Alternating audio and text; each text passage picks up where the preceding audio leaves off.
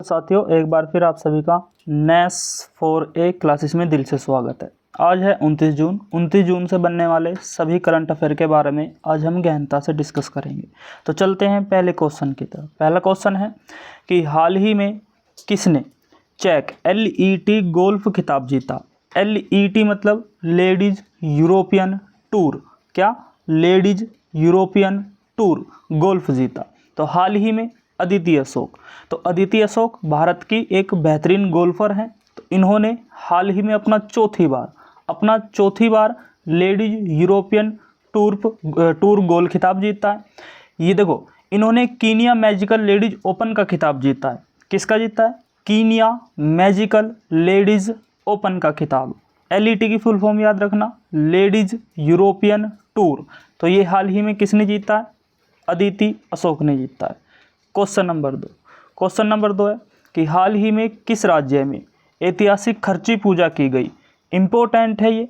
क्या लिखा कि हाल ही में किस राज्य में ऐतिहासिक खर्ची पूजा शुरू हुई है।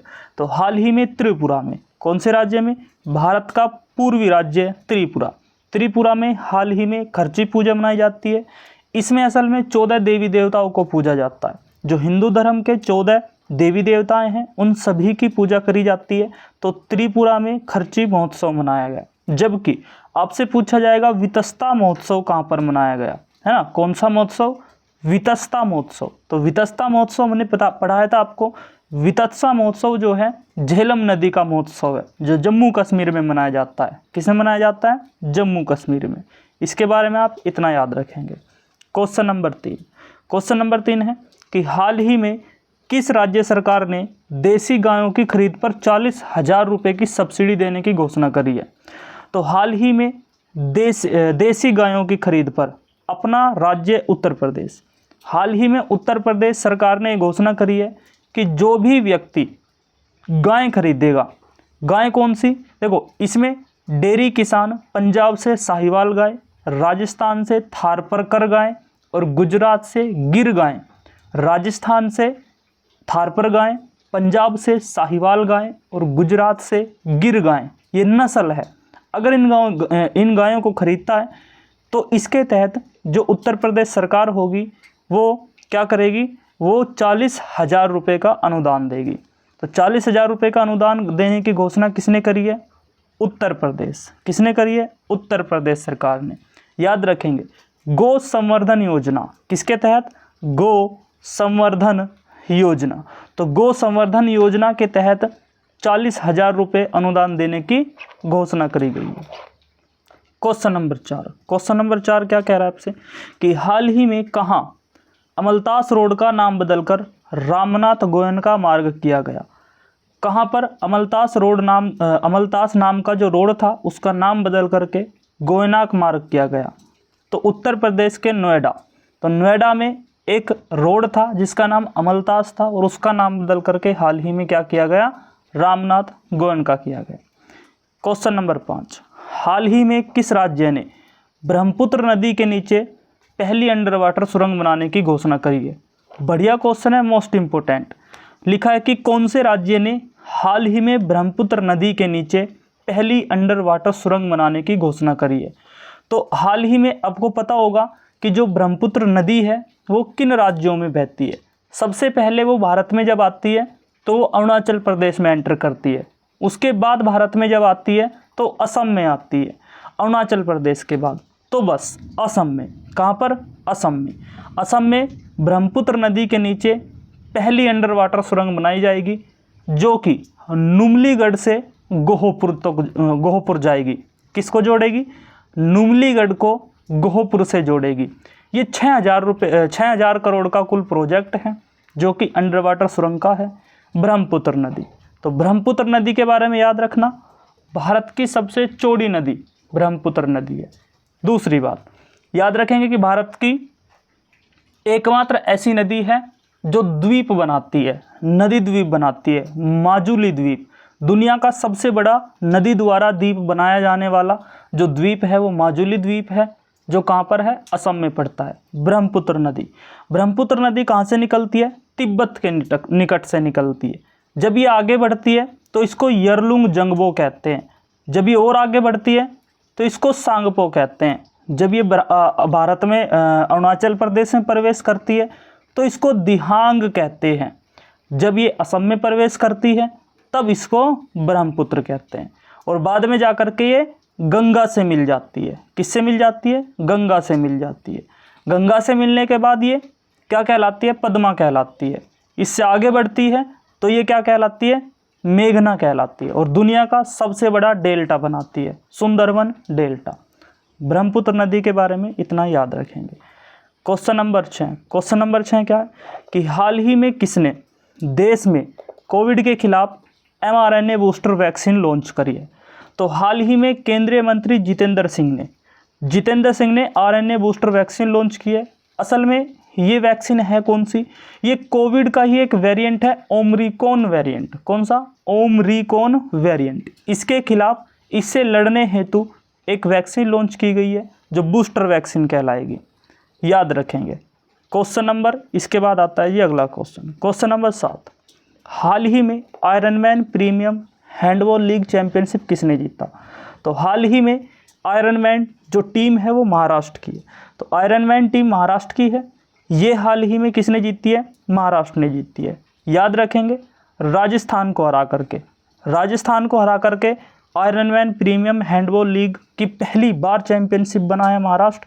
अच्छा, राजस्थान को हराया, राजस्थान ने उत्तर प्रदेश को हराया था। याद रखेंगे, राजस्थान ने उत्तर प्रदेश को हराया था, जबकि राजस्थान को किसने हराया? महाराष्ट्र ने। और महाराष्ट्र जो है वो हैंडबॉल लीग का चैंपियनशिप बना है। ये देखो, आयरनमैन प्रीमियम हैंडबॉल लीग कहाँ पर हुई है? ये भी महाराष्ट्र के अंदर हुई है। इतना आप इसके बारे में याद रखेंगे। Question number 8। हाल ही में संगीतकार शंकर महादेव को कहाँ डायरेक्टर की मानद उपाधि से सम्मानित किया गया? इम्पोर्टेंट क्वेश्चन है, क्योंकि विदेश से जो चीज़ें भारत की होती है और भारत से बाहर सम्मानित करे जाते हैं भारत के व्यक्ति, तो वो थोड़ा सा महत्वपूर्ण बनता है।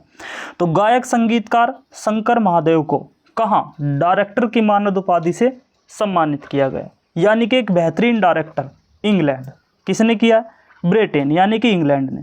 तो जो इंग्लैंड में यूनिवर्सिटी है BCU यानी बर्मिंघम सिटी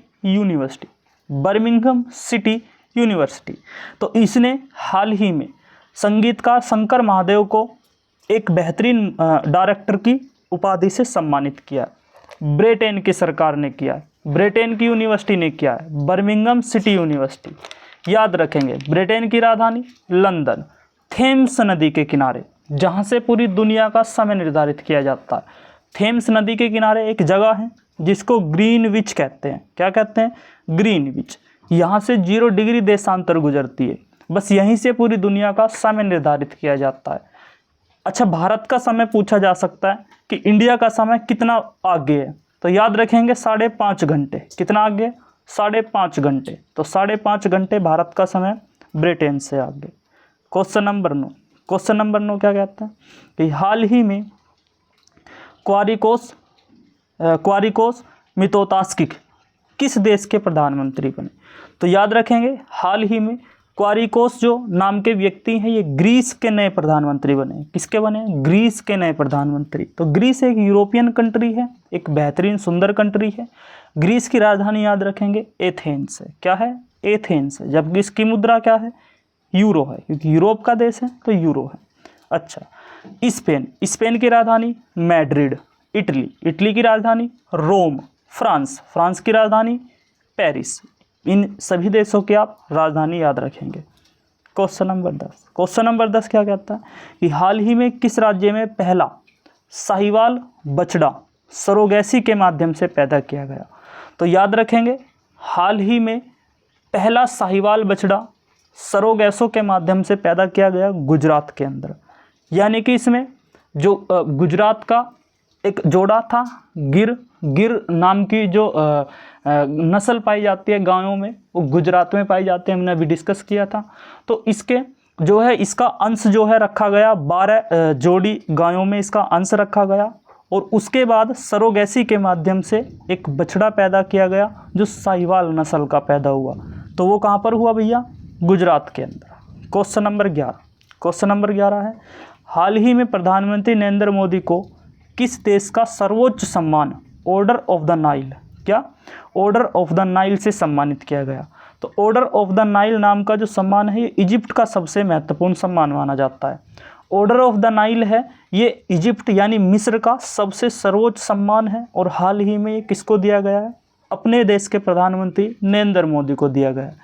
ये एक शुद्ध सोने का कॉलर होता है। क्या होता है? ये गोल्ड कॉलर होता है, शुद्ध सोने का कॉलर होता है जो व्यक्ति को पहनाया जाता है, उसके जो व्यक्ति के गले में पहनाया जाता है, ये ऑर्डर ऑफ द नाइल कहलाता है। तो ये सम्मान है जो मिस्र का सबसे बड़ा सम्मान होता है। किसको दिया गया? अपने देश के प्रधानमंत्री नरेंद्र मोदी को दिया गया। मिस्र की राजधानी याद रखना काहिरा। मिस्र की राजधानी क्या है? काहिरा। और दुनिया की, याद रखेंगे, दुनिया की सबसे लंबी नदी नील नदी मिस्र में बहती है।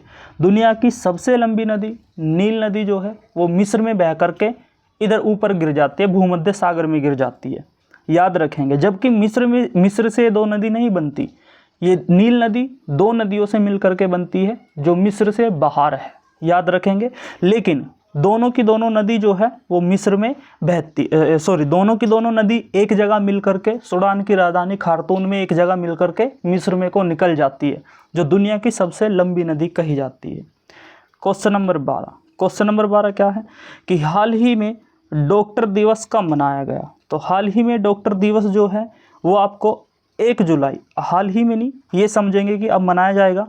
तो जो डॉक्टर दिवस है वो हर साल 1 जुलाई को मनाया जाता है। तो प्रतिवर्ष डॉक्टर विधान राय को याद करके या उनकी याद में यह है डॉक्टर दिवस मनाते हैं। देखो ये कौन थे? डॉक्टर विधान राय जो है ये उनको समर्पित है दरअसल। तो डॉक्टर विधान राय डॉक्टर होने के साथ साथ एक बेहतरीन चिकित्सक होने के साथ साथ ये वेस्ट बंगाल के दूसरे सीएम भी थे, दूसरे मुख्यमंत्री भी थे। तो डॉक्टर दिवस कब मनाया जाता है? 1 जुलाई में। तो आज की करंट अफेयर इतनी करते हैं। अगर वीडियो आपको अच्छी लगी हो तो शेयर करना, लाइक करना और चैनल को सब्सक्राइब जरूर करना। वीडियो को शेयर जरूर कर देना। आज के लिए इतना ही करते हैं। धन्यवाद।